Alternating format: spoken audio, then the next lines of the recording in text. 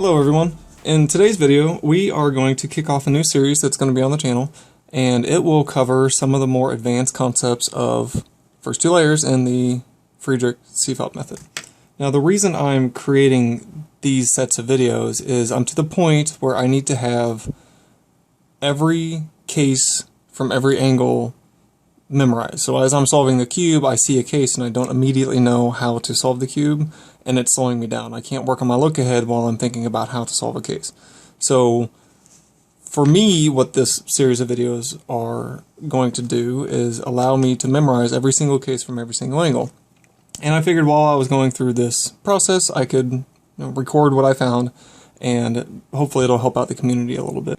Now the audience for these videos are really anybody that's familiar with the cube and wants to get faster at F2l.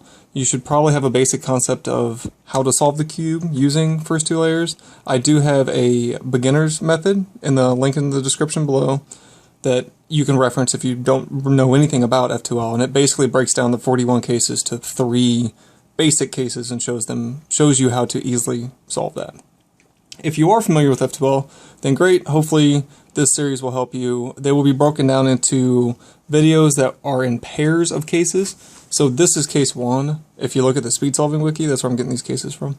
This is case 1 and this is case 2. Well, it's basically the same case, but there's an oriented version and a non-oriented version of it. So every video will cover both the non-oriented and the oriented version of each case. It's important for you to be able to find the pieces on the cube that you're looking for, the pair that you're looking for, so the corner piece and the edge piece, and know the slot that it goes in. Some basic moves that you're going to need to know for this series of videos are what's called the sexy move, which the sexy move is just R, U, R prime, U prime. That's called the sexy move. A basic pair insertion, so how to insert this pair, just like that. You will need to know how to do a sledgehammer, which a sledgehammer is when you insert this pair by using a R prime, F, R, F prime move, and then the front version of that, which is, so here if you want to insert the case like this, it's called a hedge slammer, and it's basically a sledgehammer from the front. So you would just do F, R prime, F prime, R.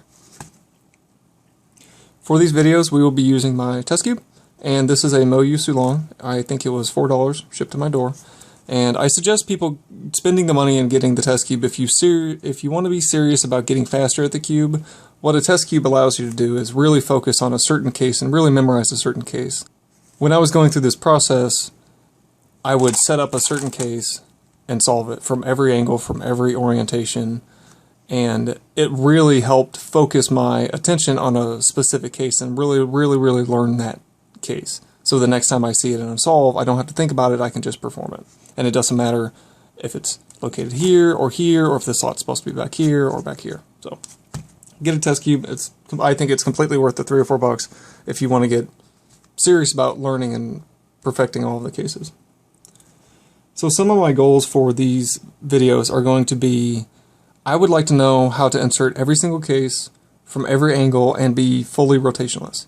Now, rotationless isn't necessarily the fastest thing to do in all cases, but I would like to know how to insert this pair back here without rotating the cube or regripping the cube. One of my other goals is to be as regripless as possible, so if I keep my fingers in home grip, thumbs on the front and my fingers on the back, I don't know if you can see that, then this is a regrip in my mind.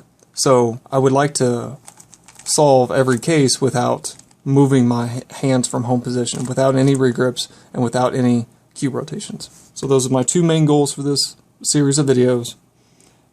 I also want to learn what the algs do and how they modify the pieces on the cube, because a lot of times when you're solving a specific case, it's important to know that if you break this pair up, you can break it up in 2 ways. You can break it up and pair it into a pair like that, or you can break it up and pair it into a pair like that.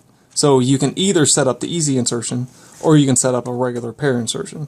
And sometimes if the slot it was in is back here, then I will want to set up the easy pair insertion so I can just insert it like that. But sometimes it's better to set up a regular pair insertion. So it's important for me to understand how performing different sets of moves on every case affects the pieces of the case, so I will be explaining some of those concepts as well. So in this case, you can either set it up as an easy case or you can set it up as a pair. So I will be covering those items as well. Those aren't necessarily required, but I do want to add those in if I know them. If I know them, I will explain them to you.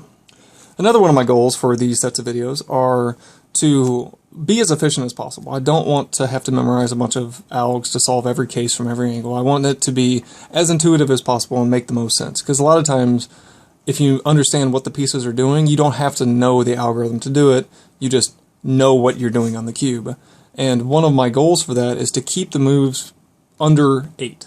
So to solve any case on the cube in any position, I would like to solve it in 3 or 4 sets of moves. So it doesn't have to be 8 specific moves, and the lower I can get the better. But in this case, I will consider that 1, 2, 3, and then an insertion is typically 1. So 4 sets of moves for every case at maximum is the goal. I don't know if I'll get that, but that's the goal. I'd like to keep it as simple as possible and as few move count as I possibly can. It's the whole point, right? To get faster. As far as edge orientation goes, I will not be explaining how to modify edge orientation, but I will cover the basics, and the basics is really simple. An edge is oriented, so if you look at an edge piece, it's oriented if it's on the side and it matches up with its same color. And all that means is this pair of pieces can be inserted without any rotations. So you don't need to rotate it, or you don't need to do any front or back move. So you can solve the pair with 2 generations of movement. So in this case, it's just top moves and left moves. So that's a 2-genable case. If it's an oriented case, you can solve it within 2 generations of move. Now, if it's not oriented, then it will line up in the front. So you can tell this doesn't line up with that one or that one, and opposites count as the same. So this doesn't line up with this. Red doesn't line up with blue. So this is not an oriented case. So if it lines up in the front or in the back, if it's like this is considered the same as lining up with its opposite color. If it lines up in the front, then it is not oriented. And the easy way I can try to explain this to you guys is if you look at the top piece, if the top piece is the same as the front or the opposite of the front, then it's oriented. So if it's the same, it's oriented. If it's not the same, it's not oriented. So in this case, you can see blue is not the same as red or orange or red, so it's not the same. You can move the top anywhere you want, but the red is the same as the red, so you know it's an oriented piece. So if it's back here and you can look and see immediately that this pair, even if the top piece isn't next to it, you can determine that this case you can insert it within 2 generations of movement, so you don't have to rotate the cube. And this set of videos will heavily rely on that. I will be covering the oriented version of cases first on how to insert those cases, and then I will go to the non-oriented version of the case and show you how to do the ones that will require a 3rd generation of movement. So in this case, you cannot solve this pair without a 3rd generation of movement. So it might be the front move, it might be a rotation, but there's a 3rd generation of some sort.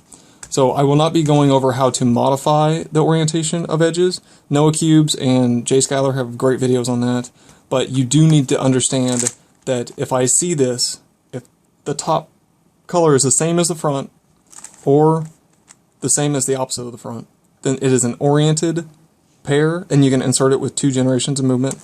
And if it is not the same, then it's not oriented and you're going to need a 3rd generation of movement.